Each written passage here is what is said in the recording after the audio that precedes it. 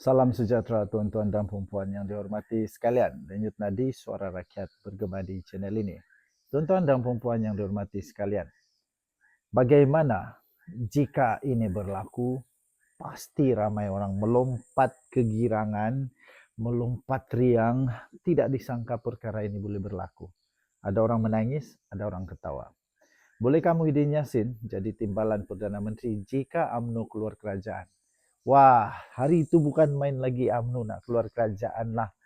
Saya masih ingat lagi Akmal Saleh bukan main lagi bersama dengan beberapa lagi gerakan badan-badan di dalam UMNO tu yang nak keluar sangat daripada kerajaan, dipersilakan keluar cepat. Kita tengok sekarang berani ke tidak. Dengan keadaan sekarang ini, berani atau tidak UMNO keluar kerajaan? Cepat-cepatlah keluar. Akmal Saleh cepatlah suruh lagi keluar.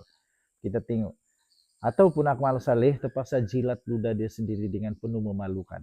Sebab sekarang ini tuan-tuan dan puan, persoalannya Muhyiddin Yassin boleh jadi timbalan Perdana Menteri atau tidak? Jawapannya anytime. Sejak tular perkembangan politik mutakhir ini, satu soalan paling besar.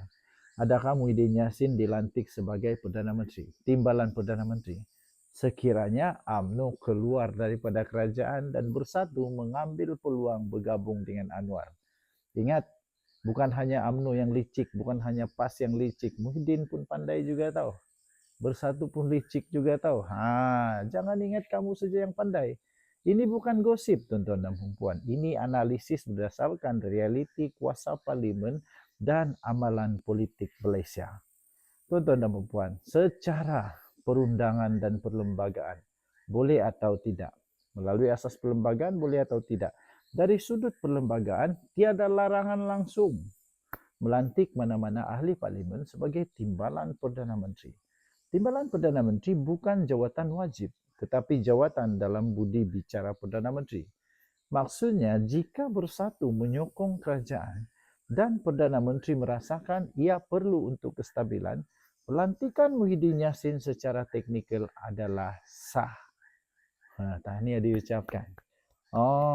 Apa kata Zahid keluar daripada kerajaan? Kita tengok berani ke tidak.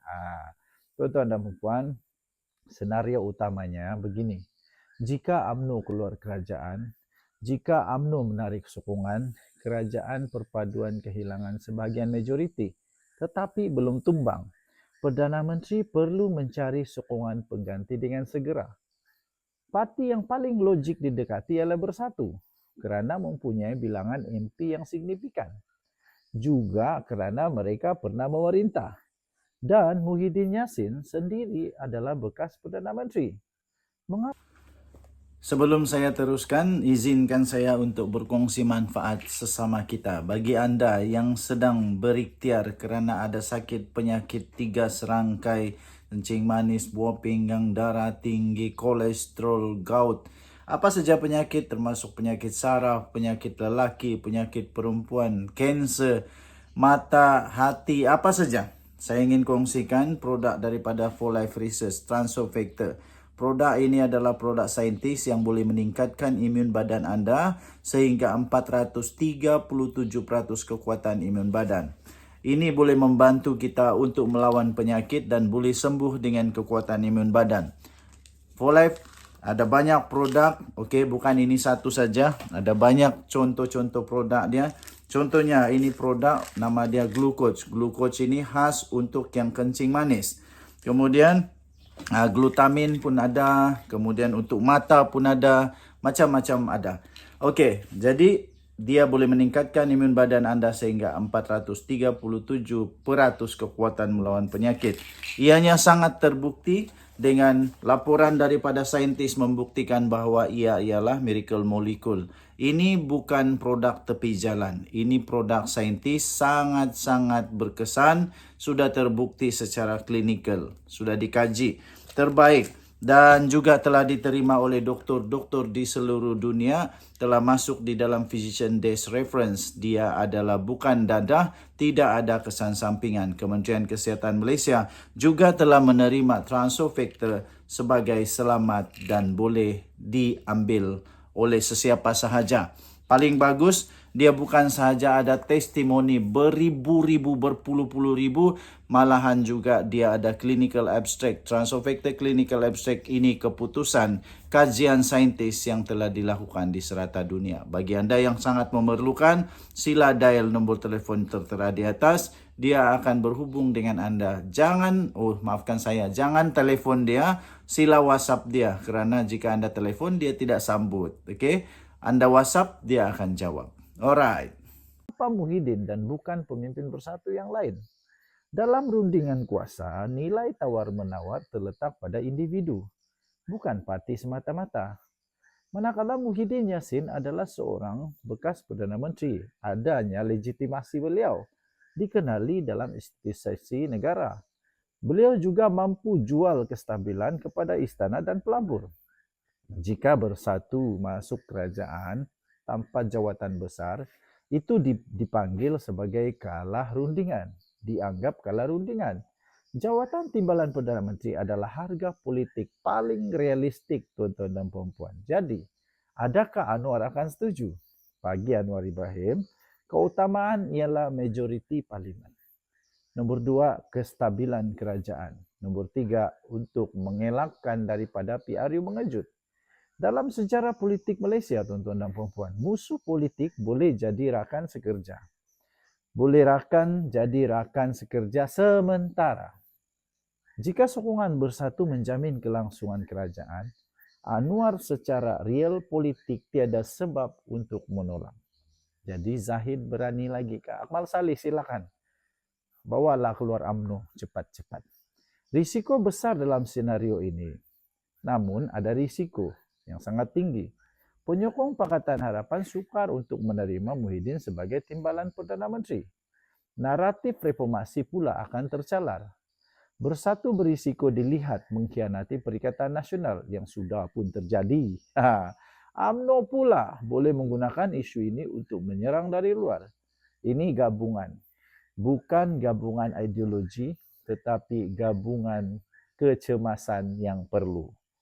Dalam politik, sentiasa ada kecemasan.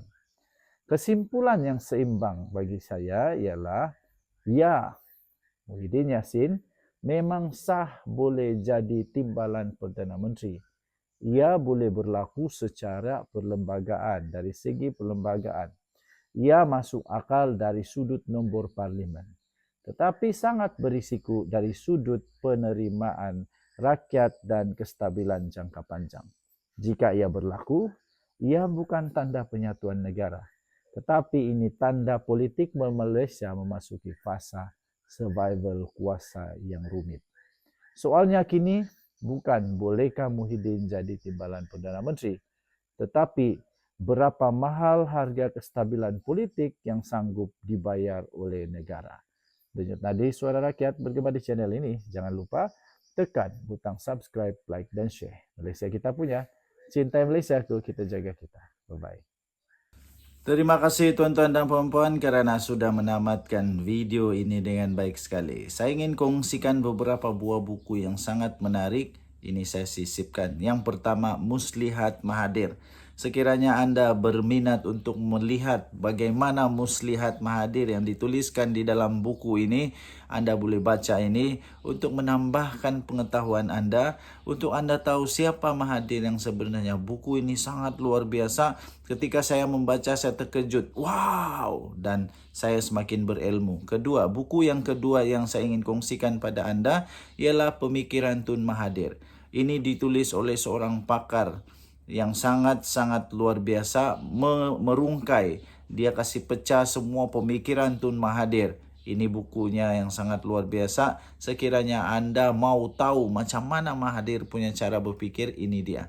Dan yang ketiga, buku yang saya ingin kongsikan bagi Anda ialah tajuk dia Paradise Lost Mahathir. Okey, ini dia beritahu bagaimana paradise itu surga yang diwar-warkan di Malaysia nampaknya sudah hilang menurut Mahathir. Ada buku ni, kalau anda berminat untuk beli, tekan, ada di Shopee. Okey, saya bagi link dia. Alright.